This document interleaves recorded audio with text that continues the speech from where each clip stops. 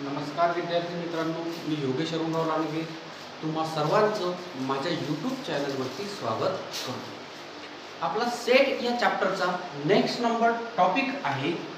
तर या टॉपिकमध्ये आपल्याला पहिले शिकायचं आहे सबसेट किंवा एकदम सुरुवातीचा टॉपिक आहे आपल्याकडे व्हेन डायग्राम।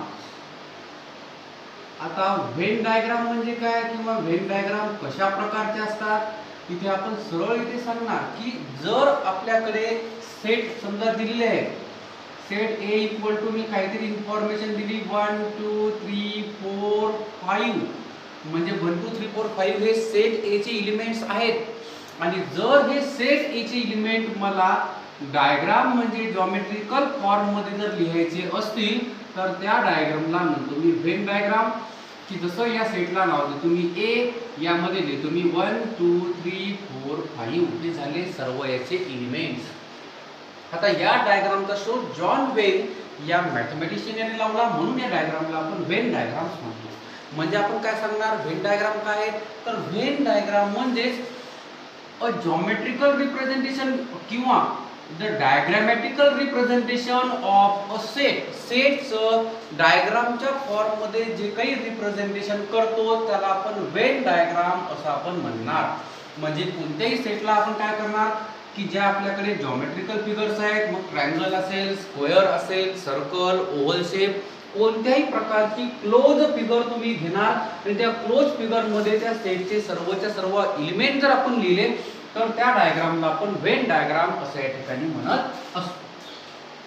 आता यानंतर यामधला नेक्स्ट नंबर टॉपिक आहे तो आहे आपल्याकडे सबसेट। आता सबसेट आपण कशाला म्हणणार तर सबसेट साठी यांनी सांगितलं let A and B, let A and B be any two sets किंवा any two non empty sets. A आणि बी हे कोणतेही दोन नॉन एम्प्टी सेट्स आहेत आणि यामध्ये अशी यांनी कंडिशन लावली इफ एव्हरी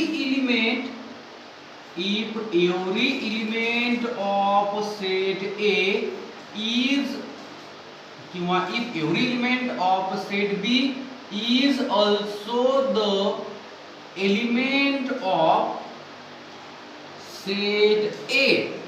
जर सेट बी चा प्रत्येक एलिमेंट हा जर सेट ए चा एलिमेंट असेल तर अशा वेळेस आपण म्हणणार then set B is a subset of set A. तर अशा वेळेस सेट बी हा सेट ए चा सबसेट आहे। म्हणजे आपण काय सांगितलं ए आणि बी कोणतेही दोन नॉन एम्प्टी सेट असतील आणि यामध्ये जर समजा सेट बी चा प्रत्येक एलिमेंट हा जर सेट ए चा असेल म्हणजे सेट ए मध्ये इन्क्लूड होत असेल तर अशा वेळेस सेट बी ला सेट ए चा आपण काय म्हणणार सबसेट असं म्हणणार। आता फॉर एक्झाम्पल जर आपल्याला सांगायचं तर मी इथे लिहितो सेट ए मध्ये एलिमेंट्स घेतो समजा 1 2 3 4 5 6 7 1 2 3 4 5 6 7 असे मी एलिमेंट्स घेतले। एक सेट बी कन्सिडर करतो, सेट बी मध्ये फक्त यामधले मी ऑड नंबर यामधले घेतो ते आहे 1 3 5 आणि 7। आता जर आपण पाहिलं सेट बी चा प्रत्येक एलिमेंट म्हणजे 1 3 5 7 प्रत्येक एलिमेंट सेट ए मध्ये आहे म्हणजे अशा वेळेस तुम्ही सेट बी ला काय म्हणणार सेट ए चा सबसेट असं आपण म्हणणार।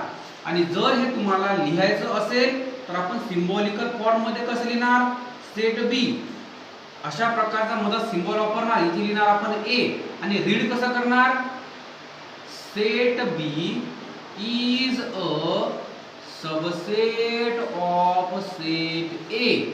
म्हणजे या साइडचा लेफ्ट हँड साइडचा जो कोणताही सेट आहे तो या राइट हँड साइडच्या सेटचा काय असेल सबसेट असेल असं या ठिकाणी आपण सांगू शकतो। ठीक आहे। आता नेक्स्ट नंबर टॉपिक आहे यामध्ये तो आहे आपल्याकडे युनिव्हर्सल सेट। आता युनिव्हर्सल सेट आपण कशाला म्हणणार तर युनिव्हर्सल सेटची डेफिनेशन सांगताना यांनी असं सांगितलं अ सुटेबली चोजन सेट, अ सुटेबली चोजन पर्टिक्युलर सेट। एक सुटेबली आपल्याला काहीतरी कंडिशन नुसार आपण एक सेट अशा प्रकारे चूज करणार so that all the given sets under consideration are the subsets of that set. पहा डेफिनेशन मध्ये आपण काय सांगितलं, अ सुटेबली चोजन पर्टिक्युलर सेट. अशा प्रकारे एक सुटेबली आपण कंडिशन नुसार असा एक पर्टिक्युलर सेट यामध्ये आपण चूज करणार so that all the given sets, आपल्याकडे असलेले जे सर्व गिवन सेट आहेत ते आपण म्हणजे कन्सिडरेशन मध्ये जे काही गिवन सेट घेतले ते सर्व काय असले पाहिजे, त्या सेटचे सबसेट असले पाहिजे. मग अशा वेळेस त्या सेटला तुम्ही काय म्हणताल, युनिव्हर्सल सेट असं या ठिकाणी आपण म्हणणार. मग आता फॉर एक्झाम्पल याचे जर एक्झाम्पल सांगायचे तर मी ते 1 2 सेट लिहितो. मी सेट ए मध्ये एलिमेंट घेतो मी समजा 1 3 5. एक सेट बी कन्सिडर करतो. सेट बी मध्ये मी एलिमेंट घेतो 2 4 6. एक सेट सी एलिमेंट घेतो, यामध्ये घेतो मी फक्त 2. सेट डी घेतो, यामध्ये फक्त घेतो मी 1. आता आपल्याला काय करायचंय, सुटेबली चोजन अशा एक प्रकारचा एक सेट चूज करा की आपल्याकडे असलेले सर्व गिवन सेट्स कन्सिडरेशन मध्ये जे काही सर्व सेट घेतले हे सेट कसे असले पाहिजे, त्या सेटचे सबसेट असले पाहिजे. मग मी आता एक सेट घेतो की त्यामध्ये एलिमेंट्स घेतो 1 2 3 4 5 6. चालेल, असा एक सेट घेतला. आता आपण जर पाहिलं तर या डी चा प्रत्येक एलिमेंट यामध्ये आहे, सी चा पण आहे, बी चे पण आहे, ए चे पण आहेत. म्हणजे या सेटचे सर्व एलिमेंट्स यामध्ये आहेत. म्हणजे एबीसीडी हे सेट या सेटचे काय आहे, सबसेट आहे. आणि म्हणून या सेटला म्हणणार तुम्ही universal set. Universal set is denoted bye you. Universal सेटला तुम्ही कशाने डिनोट करणार, यू ने. आणि जर व्हेन डायग्राम काढायची असेल तर व्हेन डायग्राम काढत असताना आपण युनिव्हर्सल सेट हा आपण रेक्टँगल या फिगरने दाखवणार. कोणत्या फिगरने दाखवणार, आपण रेक्टँगल या फिगरने आपण तो दाखवणार. ठीक आहे, अशा प्रकारे तुम्ही हा काढू शकता. याला इथे वर नाव द्यायचं यू. म्हणजे ही झाली या युनिव्हर्सल सेटची डायग्राम. यामध्ये कोण येईल 1 2 3 4 5 आणि 6. अशा प्रकारे युनिव्हर्सल सेटची व्हेन डायग्राम घेऊ शकते. आता युनिव्हर्सल सेट झाल्याच्या नंतर यामध्ये नेक्स्ट टॉपिक आहे तो आहे complement of a set. Complement of a set. आता कॉम्प्लिमेंट ऑफ अ सेट हे घेत असताना काय करायचं, इथे तुम्हाला युनिव्हर्सल सेट पाहिजे. यू बी द, इथे आपण सांगणार युनिव्हर्सल सेट.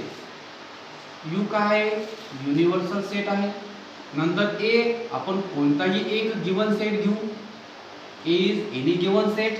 ठीक आहे, मग आता असा एक नवीन सेट आपल्याकडे येणार in which the elements of that set किंवा येणाऱ्या सेटचे element are not in the given set A, की जे ए सेटचे एलिमेंट नसतील पण कोणामधले, यू मधले जर असतील तर त्या सेटला म्हणायचं ए चा कॉम्प्लिमेंट. म्हणजे समजा आता या एलिमेंट मध्ये आपण जसं समजा इथे केलं, यू युनिव्हर्सल सेट मी घेतला, याला नाव देतो मी किंवा याचे मध्ये एलिमेंट घेतो 1 2 3 4 5 6. एक ए नावाचा सेट मी कन्सिडर करतो, यामध्ये घेतो समजा मी 1 3 5. ठीक आहे, मग आता असा एक नवीन सेट आपण घेणार किंवा असा एक नवीन सेट आपल्याकडे येणार आहे की ज्यामध्ये एलिमेंट्स कसे असतील, other than the elements of the set A. Set ए चे एलिमेंट सोडून. आता सेट ए चे एलिमेंट सोडून म्हणजे कोण कोण राहिलं, 2 आहे 4 आहे 6 आहे. 2 4 6 पण कोणामधले आहेत, युनिव्हर्सल सेट मधले आहेत. आणि म्हणून या सेटला म्हणतात सेट ए चा complement. And complement of set is denoted by A dash किंवा आपण A to the power C असं लिहिलं तरी चालते. अशा प्रकारे आपल्याकडे हा टॉपिक आहे.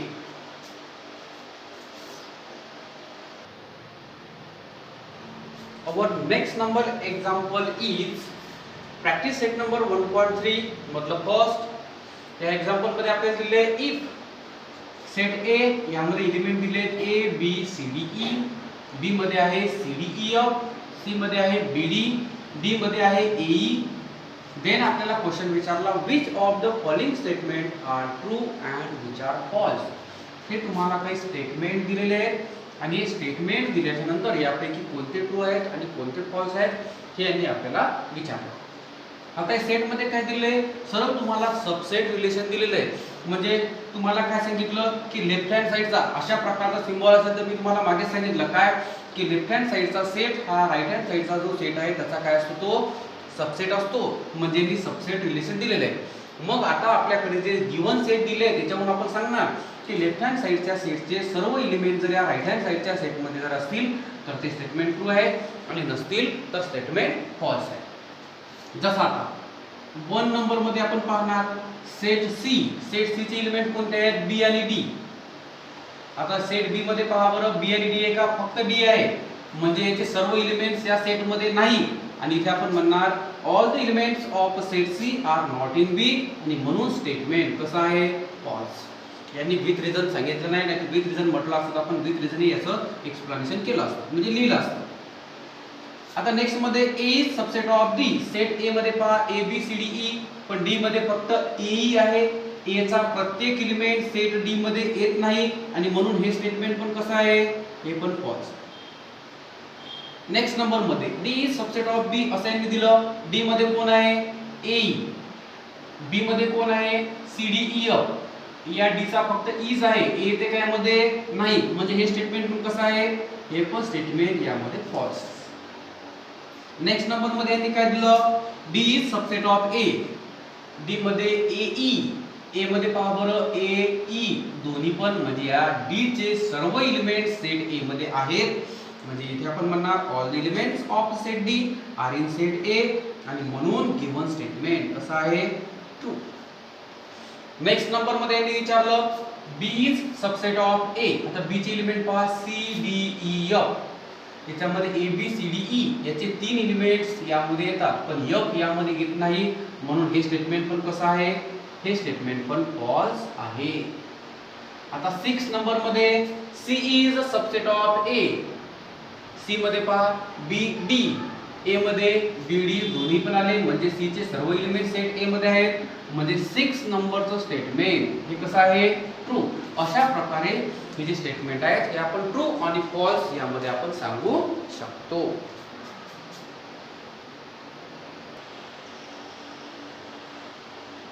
नेक्स्ट नंबर क्वेश्चन आहे, question number 2. Take the set of natural numbers from 1 to 20 as a universal set.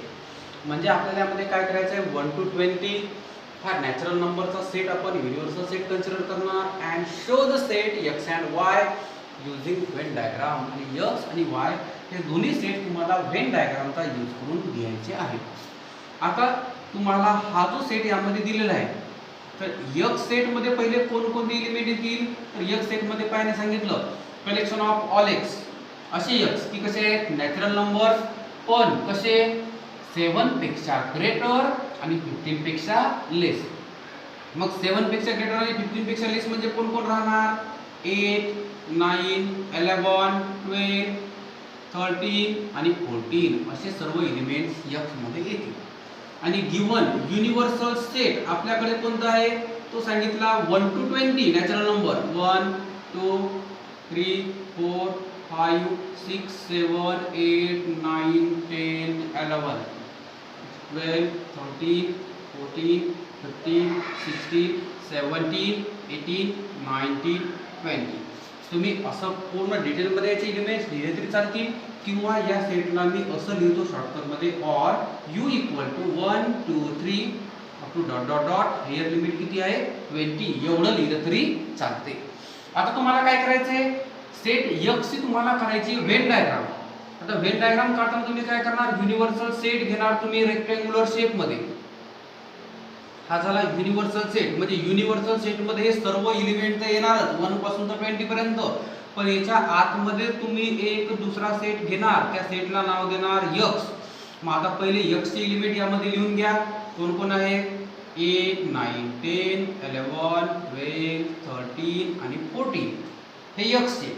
आणि आता एक्स चे एलिमेंट सोडून बाकीचे राहिलेले यामध्ये लिहून घ्या. ते आहेत 1 2 3 4 5 6 7 पेक्षा लेस वाले. आता 14 पेक्षा ग्रेटर वाले कोण आहेत, तर 15 16 17 18 19 20 असे आपल्याकडे ही याची व्हेन डायग्राम होते. म्हणजे यू मध्ये सर्व आले, पण एक्स मधले आपण याची स्पेशल एक वेगळी डायग्राम सर्क्युलर शेप मध्ये घेतली. म्हणजे हा सेट तुम्ही व्हेन डायग्रामने आपण काय केला, रिप्रेझेंट केलेला आहे. आता असंच तुम्हाला सेट वाय पण तुम्हाला रिप्रेझेंट करायचं आहे व्हेन डायग्रामने. मग यासाठी पहिले सेट वाय मध्ये येणारे एलिमेंट्स आपण काढू. काय दिलं, set Y is set of all Y. असे Y belongs to N. Y हे नॅचरल नंबर मधले आहेत आणि वाय कसा आहे, prime number from 1 to 20. 1 to 20 च्या दरम्यान येणारे प्राइम नंबर. आता 1 to 20 च्या दरम्यान येणारे प्राइम नंबर कोण आहेत, तर प्राइम नंबर सुरू होतात 2 पासून. 2, 3, 5, 7, 11 आहे, 13, 17 आणि 19 असे एलिमेंट्स या सेट वाय मध्ये येतील. आता यांची आपल्याला व्हेन डायग्राम कशी, युनिव्हर्सल सेट याच्यासाठी हाच आहे हा 1 to 20 पर्यंतचे नॅचरल नंबर. मग आता ही झाली याची व्हेन डायग्राम, म्हणजे याची युनिव्हर्सल सेट यू. पुन्हा तुम्ही याच्या आतमध्ये दुसरा सेट घेणार, त्याला नाव देतो मी वाय. पहिले वाय चे एलिमेंट लिहून घ्या, कोणकोणते आहेत, 2, 3, 5, 7, 11, 13, 17 आणि 19. आता हे एलिमेंट्स सोडून बाकीचे सर्व एलिमेंट्स कोणकोणते आहेत, तर युनिव्हर्सल सेट मध्ये आता बाकीचे राहिले 1, 2, 3 यामध्ये आले, 4, 5 आला आहे, 6, 7 झाला. नंतर कोण येईल, 9 म्हणजे 6, 7, 8, 9, 10, 11 यामध्ये आला आहे, 12, 13 झाला, 14, 15, 16, 17 आला आहे, 18, 19 आहे, इथे घेणार आपण 20. अशी झाली या सेट वाय ची व्हेन डायग्राम.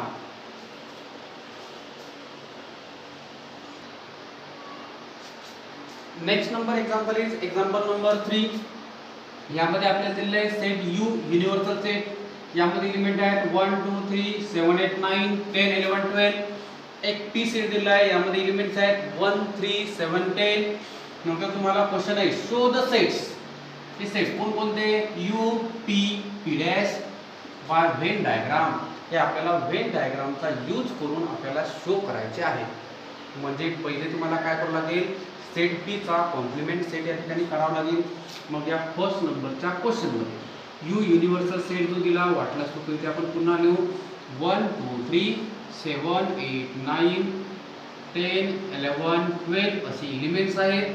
सेट पी चे पण आपण एलिमेंट लिहू, ते आहेत 1, 3, 7 आणि 10. आता याच्यावरून मी सेट पी चा कॉम्प्लिमेंट लिहिणार. सेट पी चा कॉम्प्लिमेंट म्हणजे काय, सेट पी मध्ये येणारे एलिमेंट सोडून पण यू मधले बाकी सर्व. म्हणजे आता कोणकोणता सोडायचा, 1, 3, 7 आणि 10 हे 4 एलिमेंट सोडून बाकी सर्व. कोण कोण राहिला, इथे आहे 2, 8, 9, 11 आणि 12. 2, 8, 9, 11, 12 असे या पी कॉम्प्लिमेंट मध्ये हे एलिमेंट्स येतील. तुम्हाला काय करायचं आहे, आता यांची काढायची व्हेन डायग्राम. आता व्हेन डायग्राम मध्ये काय, पहिले तुम्ही काढणार युनिव्हर्सल सेटची युनिव्हर्सल सेट, म्हणजे तो आपण डिनोट करणार रेक्टँगलने. याला नाव देतो मी यू, म्हणजे हा झाला पूर्ण युनिव्हर्सल सेट. याच्या आतमध्ये येणारे सर्व एलिमेंट्स यामध्ये राहतात. मग आता सेट आणि त्याचा कॉम्प्लिमेंट जर काढायचा असेल तर काय करायचं, तो जो सेट आहे तो सेट या सर्कल मध्ये आपण काढून घेऊ आणि याच्या कॉम्प्लिमेंट मधले एलिमेंट हे बाकीचे या युनिव्हर्सल सेटच्या आतमध्ये आपण राहू देऊ. मग आता पी सेट मध्ये कोण कोण आहे, 1, 3, 7 आणि 10. आता पी कॉम्प्लिमेंट मध्ये कोण कोण आहे, 2, 8, 9, 11 आणि 12. हा झाला याचा पी कॉम्प्लिमेंट, किंवा या पी कॉम्प्लिमेंटचं नाव तुम्ही याच्या आतमध्ये इथे दिले चालेल. पी कॉम्प्लिमेंट हा पी आणि दोघां मिळून काय तयार होते आपल्याकडे, युनिव्हर्सल सेट हा तयार होते. आता नेक्स्ट नंबर मध्ये याचा एक क्वेश्चन आपल्याला सब क्वेश्चन दिला आहे. यामध्ये सांगितलं verify P complement to complement equal to P. Second number म्हणजे आपल्याला काय व्हेरीफाय करायचे, पी कॉम्प्लिमेंटचा कॉम्प्लिमेंट इक्वल टू पी. यासाठी पहिले मी सेट पी लिहितो. सेट पी मध्ये काय आहे आपल्याकडे, 1, 3, 7 आणि 10. याला देतो मी इक्वेशन नंबर 1. नंतर या पी सेटचा घेतो कॉम्प्लिमेंट. याचा कॉम्प्लिमेंट म्हणजे याचे एलिमेंट सोडून पण युनिव्हर्सल सेट मधले, हा आपण अगोदर तिथे घेतला पहा 2, 8, 9, 11 आणि 12. ठीक आहे. नेक्स्ट मध्ये काय, या p कॉम्प्लिमेंटचा कॉम्प्लिमेंट पुन्हा घ्यायचा, म्हणजे p complement to complement equal to, म्हणजे आता यामधले हे एलिमेंट सोडून पण u मधले बाकी सर्व. आता पहा 2, 8, 9, 11, 12 हे सोडून मग कोण कोण राहिले, 1, 3, 7 आणि 10. हा राहिला 1, 3, 7 आणि 10. याला तुम्ही इक्वेशन नंबर सेकंड. आता आपण जर पाहिलं from first and second, p मधले एलिमेंट कोणते आहे, सेट p मधले 1, 3, 7, 10. p कॉम्प्लिमेंट टू कॉम्प्लिमेंट मध्ये कोण आहे, 1, 3, 7, 10, म्हणजेच from 1 and 2 p complement to the complement is equal to set p. आणि हेच व्हेरीफाय करायचं होतं म्हणून आपण म्हणणार हेन्स व्हेरीफाय. लक्षात, म्हणजे यातून आपल्याकडे एक नवीन प्रॉपर्टी आपल्या लक्षात आली की कोणत्याही सेटचा जर त्याचा ट्वाइस कॉम्प्लिमेंट जर केला, 2 वेळेस जर त्याचा कॉम्प्लिमेंट जर घेतला तर तो ओरिजिनल सेट पुन्हा येतो. ठीक आहे. आता यामध्ये नेक्स्ट नंबर क्वेश्चन आहे, क्वेश्चन नंबर 4. यांनी तुम्हाला दिले set A equal to 1, 3, 2, 7. Write the 3 subset of set A. Set A चे कोणतेही 3 सबसेट लिहा. आता सेट A चे कोणतेही 3 सबसेट जर लिहायचे असतील तर मी इथे सरळ सरळ म्हणतो, याचे तुम्हाला कितीही सबसेट लिहिता येतात. इथे म्हणतो मी subsets of set A are as follows. ते आपण खालील प्रकारे लिहू शकतो. तुम्हाला माहिती आहे एम्प्टी सेट हा सर्व सेटचा सबसेट असते, म्हणजे पहिला मी एम्प्टी लिहितो. तुम्हाला याचे खूप सारे लिहिता येतात. आता मी यापैकी काही तुम्हाला लिहून दाखवतो. हा झाला एक एम्प्टी सेट. नंतर मी यामध्ये घेतो फक्त 1, नंतर त्या सेटमध्ये घेतो मी 3, पुन्हा सेट घेतो मध्ये मी फक्त 2, नंतर त्या सेटमध्ये पुन्हा काय घेतो मी 7. झालं. आणखीन काय घेतात ते आपल्याला, नंतर घेतो मी 1, 3, नंतर घेतो मी 3, 2, नंतर घेतो 2, 7. तुम्ही कोणतेही घेऊ शकता, 1, 3, 2. नंतर आपल्याकडे काय होते 1, 2, 7. तुम्ही कोणत्याही प्रकारचे घेऊ शकता. तुम्हाला फक्त 3 लिहायचे. हे जे आपण लिहिले यापैकी कोणतेही 3 लिहा. याच्यापेक्षाही जास्त आणखीन बरेचसे यामध्ये लिहिता येतात. फक्त यामध्ये काय करायचं, असे सेट घ्यायचे की यांचे सर्व एलिमेंट्स हे या सेट A मध्ये असले पाहिजे.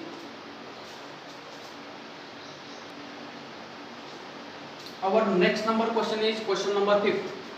Write the subset relation between the following sets. तुम्हाला काही P, M, I, B, H हे सेट दिले, ज्यामध्ये सबसेट रिलेशन सांगायचं आहे. सबसेट रिलेशन म्हणजे काय, this set is subset of other set.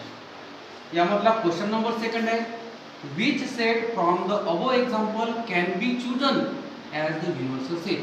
हे जे सर्व सेट दिले यापैकी कोणता सेट तुम्ही युनिव्हर्सल सेट म्हणून चूज करू शकता. आता याला जर आपल्याला लिहायचं असेल तर पहिले एक एक सेट आपल्याला कन्सिडर करावं लागतं. कोणकोणते आहेत पहा. सेट P काय आहे, P is the set of residents of Pune. Pune या शहरामध्ये राहणारे जे रहिवासी आहेत त्यांचा set. M is the resident of Madhya Pradesh. M Madhya Pradesh मधल्या रेसिडेंटचा सेट. I इंदोर मधला. B इंडिया मधला. H महाराष्ट्रामधला. आता आपल्याला माहिती आहे की पुणे महाराष्ट्रामध्ये आहे, म्हणजे पुणेचा P सेट हा याच्या सेटचा सबसेट आहे. पुन्हा पुणे हा इंडियामध्ये पण येते, म्हणजे पुणे हा बीचा सबसेट आहे. आपण एक एक कन्सिडर करू आणि एक एक यामध्ये लिहू. इथे लिहितो मी. आता डिटेलमध्ये नाही लिहिलं चालते, डायरेक्ट आपल्याला काय करायचं, फक्त त्यांनी सांगितलं सबसेट रिलेशन सांगायचे. आता P आपण काय करणार, पुणे हे कोणत्या याच्यामध्ये येतील, महाराष्ट्रामध्ये, म्हणून आपण म्हणणार P is a subset of set H.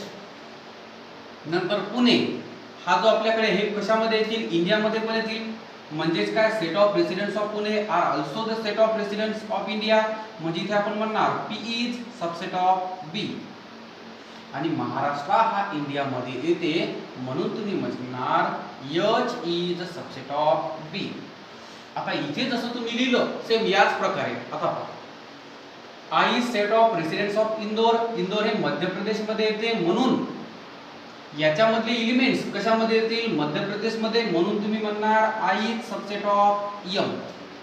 हा M चा सबसेट आहे. पुन्हा इंदोर हा इंडियामध्ये येते, म्हणून set of residents of India are also in Indore are also in India, म्हणून I is subset of again तुम्ही set of residents of India कोण आहे? बी, म्हणजे याचा सबसेट येईल.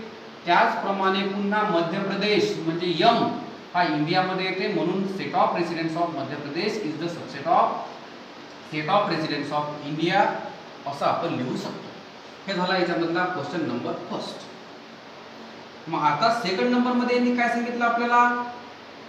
Which set from the above example can be chosen as universal set. आता आपण जर पाहिलं P is subset of H and H is subset of B, I is subset of M and M is subset of B, म्हणजे यामध्ये P H चा subset आहे आणि H B चा आहे, म्हणजे या ठिकाणी B सबसेट इज ग्रेटर.